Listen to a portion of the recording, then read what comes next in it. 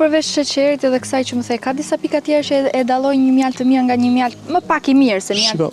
Përgjithsisht mjalti ngrin dimër. Themi kristalizohet në gjuhën shkencore, por që nuk mund të themi eksaktësisht, nuk mund ta dallojmë eksaktësisht. Ngrin dimër mjalti, por ka disa mjalte që nuk ngrin. Dhe kjo është normale që nuk ngrin. Për shembull, mjalti lofatës nuk ngrin dimër. Ne kemi marrë vjet mjaltin e parë, kemi mjalt lofatë vjet dhe nuk ngrin mjalt lofatës. Pavarësisht se shumë I mirë, por prapë nuk ngrin. Por disa njerëz, domethënë, keq kuptojnë, domethënë, duke parë që mjalti nuk ngrin, thonë që ky ka ndonjë hile që nuk ka ngrirë. Por realisht mjalti lisit, mjalti lofatës, çfarë janë mjaltet që prodhohen në pyll, jo nga nektari, nuk ngrin. Kjo ndodh për shkak të glukozit, sepse ka glukozë të ulët. Një mjalt nëse ka glukozë të ulët, nuk ngrin. Duke pasur kjo është faktor kryesor. Ka dhe një gjë, duke qenë glukozë I ulët, është I mjalt gjithëpërfshirës. Do të thënë, I mjalt që përdorin njerëzit normal, përdorin njerëzit që kanë diabet, nuk ndikon fare te sheqeri, domethënë. Për shembull, folëm pak më parë për maren. Mjaltin e marës mund ta konsumojnë gjithë diabetikët. Nuk I arrit fare sheqeri në gjak, është shumë normal. Po, për shembull, çfarë e dallon një mjalt I një lule me një lule tjetër? Ja, për shembull, po shoh disa lule këtu, nuk e di nëse në të gjitha lulet merret mjalt. Ky është tërfili. Tërfili, ky këtu I bardhë. Ky është mund të themi mizotrus, te mjalti jon shumë lulësh, sepse në mjaltin kryesor kemi shumë lulëshin. Shumë lulëshin. Do vjet fjala që përfshin gjitha lulet e muajit maj qershor. Dhe kryesore kemi tërfilin këtu. Në tërfili është gati 70% të gjithë fshatë është tërfil. Po shikosh patet e rrugës, gjithë rrugët, gjithë natyra këtu është vetëm me tërfil. Dhe për shembull, ne që merrem me këtë punë, për shembull, e kuptojmë kur marrim shumë lulshin, themi që këtë vit është mizotrus tërfili, apo është nga aroma, nga ngjyra, nga shija, nga aroma, për shembull, tërfili ka një aromë tjetër. Kur e hap vazon e mjaltit tërfilit ka një aromë, për shembull, që ne që kemi kohë e njohim më një herë, domethënë. Ca mjalti shërbelit kur ka shumë shërbel, mjalti ka shumë nektar të shërbelit, ka aromë më të rëndë, është më I fortë se tërfili. Por që normalisht nuk ka të sasinë e tërfilit, sepse ka më pak shërbel sa tërfil në zonën tonë. Sa kohë I kushton procesi të bletëritjes?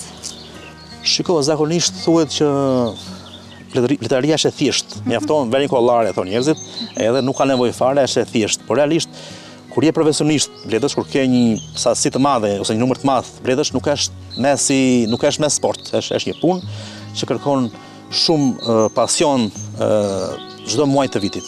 Fillon që nga janari deri në dhjetor ka vetëm punë. Por normalisht ka muaj që është puna më e ulët normalisht. Janari shkurti për shembull është më pakt në punë, pastaj marsi fillon normalisht puna e rritet, por muajt që është puna më e madhe janë muajt e prillit, majit dhe qershorit, ku puna është shumë e madhe, sepse fillon shtektimi I bledëve, lëvizja e tyre, etj. Fillon rohitja që pam dhe në fillim të filmimit.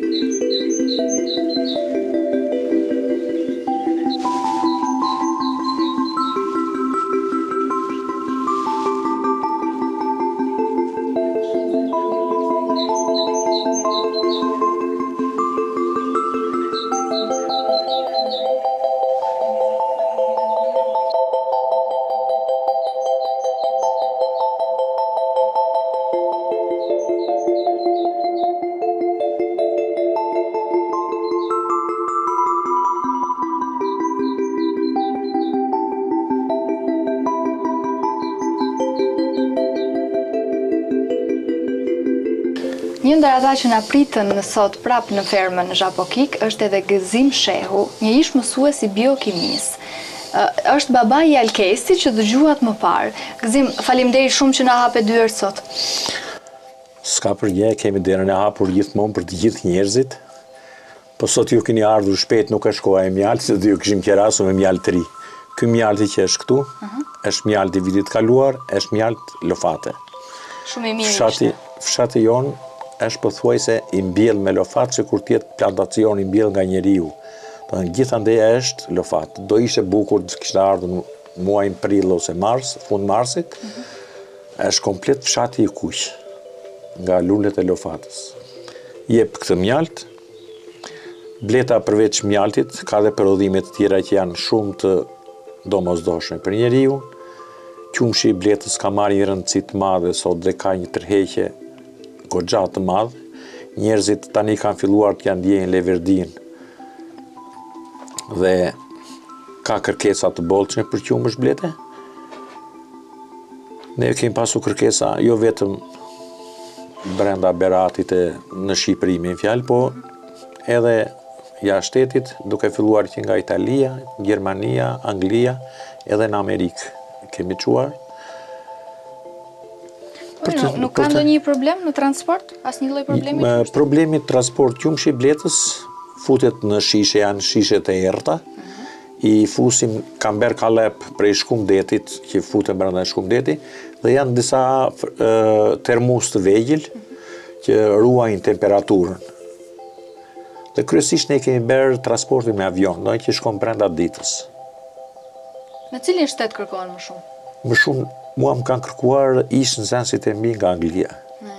Në Angli më kanë kërkuar shumë. Mjalti i Zhapokikës deri në Angli. Deri në Angli. Po janë refugjat të zonës me fjalë të Beratit dhe shokët e tyre, domethënë ecën këtu duke prezantuar shokët e tyre.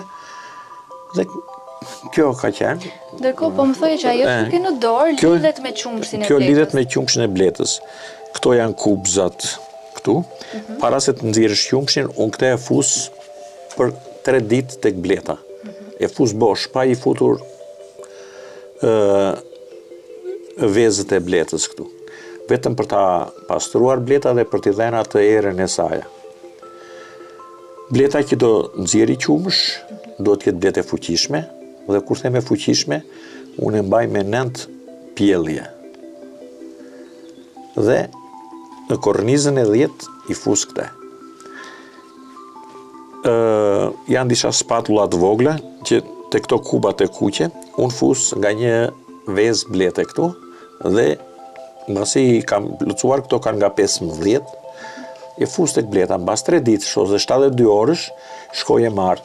Fillimisht do gjejmë një krim këtu, që është bleta, faza larvare e bletës, e heqim atë, dhe është qumshi që do rriste atë larvën për ta bërë bletë punëtore, atë që pat juve që po fluturonte.